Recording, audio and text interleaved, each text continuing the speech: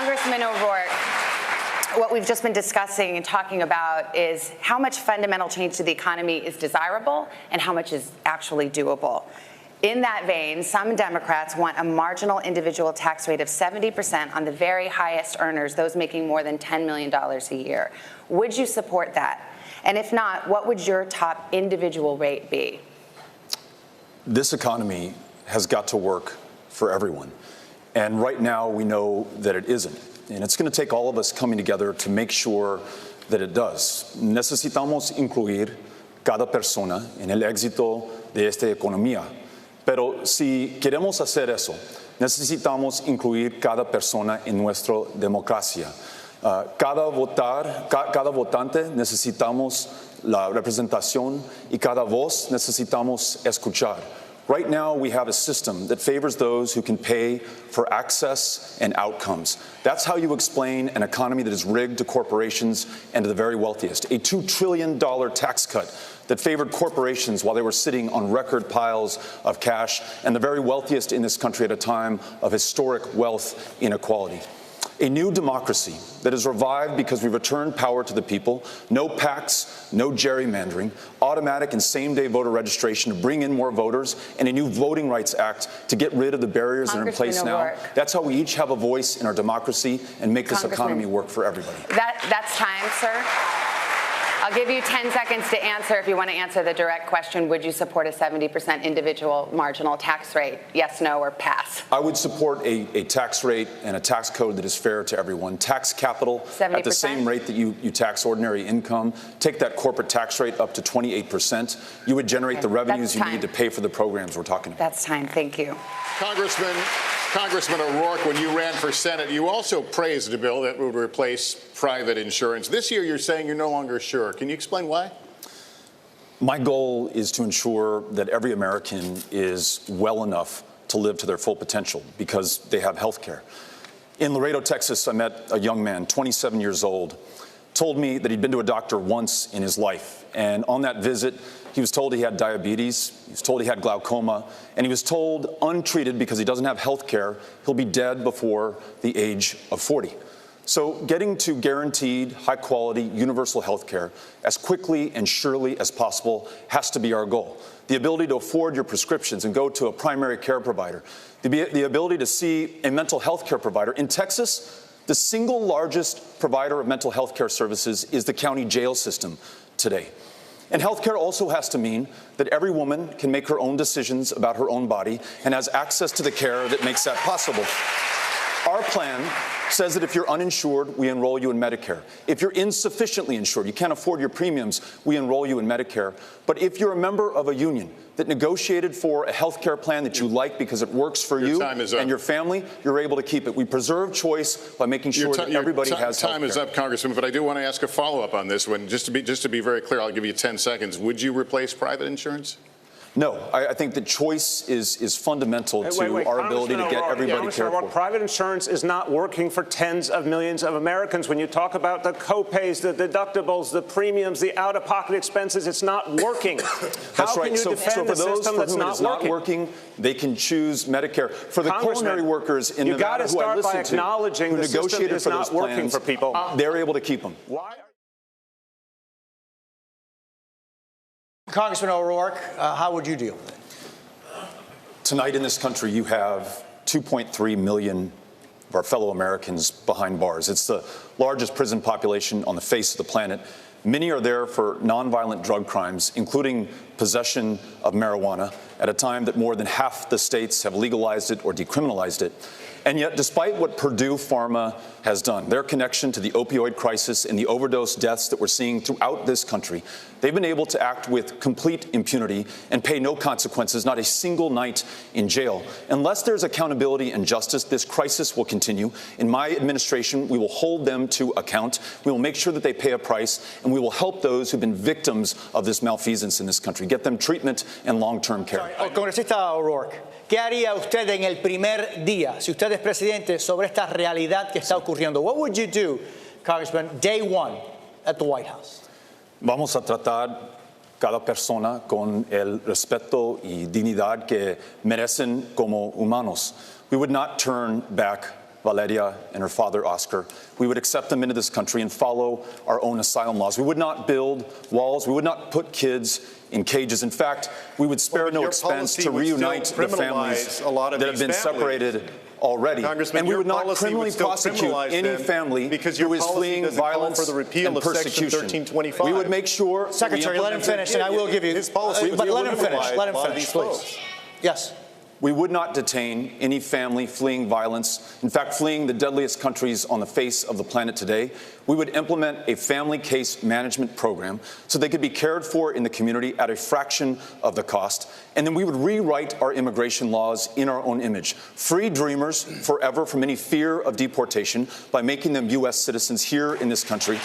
Invest in solutions in Central America, work with regional stakeholders so there's no reason to make that 2,000-mile journey to this country. Secretary. Let me respond to this very briefly. Actually, as a member of Congress, I helped to introduce legislation that would ensure that we don't criminalize those who are seeking asylum and refuge in this country. If you're fleeing desperation, then I want to make sure that you're treated with respect. I'm still talking about everybody else. But you're looking at just one small part of this. I'm talking about a comprehensive rewrite of our immigration laws. That's not true. And if we do that, I don't think it's asking too much for people to follow our laws when they come to this country. I'm talking about millions of folks. A lot of folks that are coming are not seeking asylum. A lot of them are undocumented immigrants, right? And you said recently that the reason you didn't want to repeal Section 1325 was because you were concerned about human trafficking and drug trafficking. But let me tell you what. Section 18, Title 18 of the U.S. Code, Title 21, and Title 22 already cover human trafficking and drug trafficking. I think that you should do your homework on this issue. If you did your homework on this issue. Congressman O'Rourke, you're a Texan who's campaigned all over the state in 2018 in the most conservative parts there.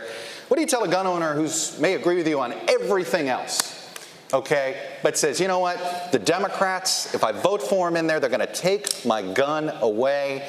And even though I agree with you on all these other issues, how do you have that conversation? Here's how we had that conversation in Texas.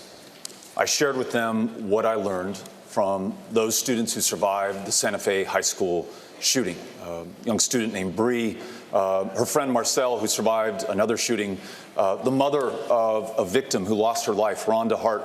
They talked about universal background checks where you close every loophole. We know that they save lives. Talked about ending the sales of assault weapons into our communities. Those weapons of war were designed to kill people as effectively and as efficiently as possible. They should belong on the battlefield and not in our communities. Red flag laws so that if someone poses a danger to themselves or to someone else, they're stopped before it's too late. And what I found in each one of those 254 counties is that Democrats and independents and Republicans, gun owners and non-gun owners alike, agreed. But this effort must be led by the young people that you referenced at the beginning of this issue. Those students from Marjory Stoneman Douglas led the charge here in Florida, and they've been able to change those laws. They're making our democracy work, ensuring that our values and our interests and our priorities are reflected in the laws that we pass. Congressman O'Rourke, you've also put out a big climate change plan from your campaign. You want some big changes in a pretty short period of time, including switching to renewable energy, pushing to replace gas-powered cars in favor of electric ones. What's your message to a voter who supports the overall goal of what you're trying to do, but suddenly feels as if government's telling them how to live and ordering them how to live? What is that balance like? I think you've got to bring everybody in to the decisions and the solutions to the challenges that we face. That's why we're traveling everywhere, listening to everyone. We were in Pacific Junction, a town that had never meaningfully flooded before, just up against the Missouri River in Iowa. And every home in that community had flooded. There were farms just outside of Pacific Junction that were effectively lakes. Those farmers already underwater in debt. Their markets closed to them by a trade war under this administration, and now they don't know what to do. We in our administration are going to fund resiliency in those communities, in Miami, in Houston, Texas, those places that are on the front lines of climate change today. We're going to mobilize $5 trillion in this economy over the next 10 years. We're going to free ourselves from a dependence on fossil fuels, and we're going to put farmers and ranchers in the driver's seat.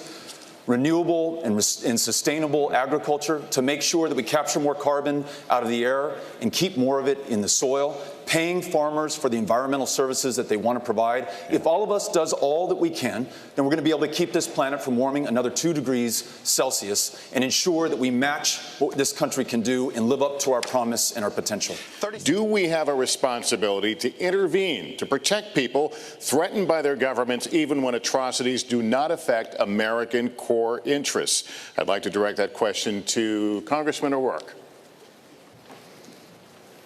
John, I appreciate the question. The answer is yes, but that action should always be undertaken with allies and partners and friends. When the United States presents a united front, we have a much better chance of achieving our foreign policy aims and preventing the kind of genocide to which you refer, the kind of genocide that we saw in Rwanda, the kind of genocide we want to stop going forward. But unfortunately, under this administration, President Trump has alienated our allies and our friends and our alliances. He's diminished our standing in the world, and he's made us weaker as a country, less able to confront challenges, whether it's Iran or North Korea or Vladimir Putin in Russia, who attacked and invaded our democracy in 2016, and who President Trump has offered another invitation to do the same. He's embraced strongmen and dictators at the expense of the great democracies. As president, I will make sure that we live our values in our foreign policy. I will ensure that we strengthen those alliances and partnerships and friendships and meet any challenge that we face together. That makes America stronger. I want to go down the line here, finish up foreign policy. It's a simple question. What is the biggest threat to who is the geopolitical threat to the United States? Just give me a one-word answer. Our existential threat is climate change. We have to confront it before it's too late. Congressman O'Rourke. Special Counsel Robert Mueller's report outlines multiple instances of potential criminal behavior by President Trump. House Speaker Pelosi has publicly and privately resisted any move toward impeachment in the House. If the House chooses not to impeach, as president, would you do anything to address the potential crimes that were outlined in Mr. Mueller's report? Yes, and I'll tell you why. How, by the way, if the answer is yes?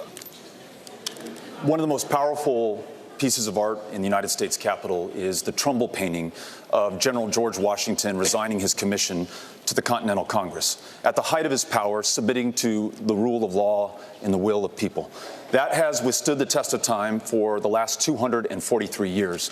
If we set another precedent now, that a candidate who invited the participation of a foreign power, a president who sought to obstruct the investigation into the invasion of our democracy, if we allow him to get away with this with complete impunity, then we will have set a new standard, and that is that some people, because of the position of power and public trust that they hold, are above the law. And we cannot allow that to stand. So we must begin impeachment now so that we have the facts and the truth, and we follow them as far as they go and as high up as they reach, and we save this democracy. And if we've not been able to do that in this year or the year that follows, and under my administration, our Department of Justice will pursue these facts and ensure that there are consequences, there is accountability, and there is justice. It's the only way that we save this country. Thank you, Congressman O'Rourke. It's time now for closing statements. Each candidate has 45 seconds. Congressman O'Rourke, 45 seconds. Our daughter Molly turned 11 this week. I'm on this stage for her, for children across this country, including some her same age who've been separated from their parents and are sleeping on concrete floors under aluminum blankets tonight. If we're going to be there for them, if we're going to confront the challenges that we face, we can't return to the same old approach. We're going to need a new kind of politics, one directed by the urgency of the next generation. Those climate activists who are fighting not just for their future, but for everyone's. Those students marching not just for their lives, but for all of ours. We'll need a movement like the one that we led in Texas. It renewed our democracy by bringing everyone in and writing nobody off. That's how we beat Donald Trump. That's how we bring this great country together again. Join us. This is our moment, and the generations that follow are counting on us to meet it. Thank you, Congressman.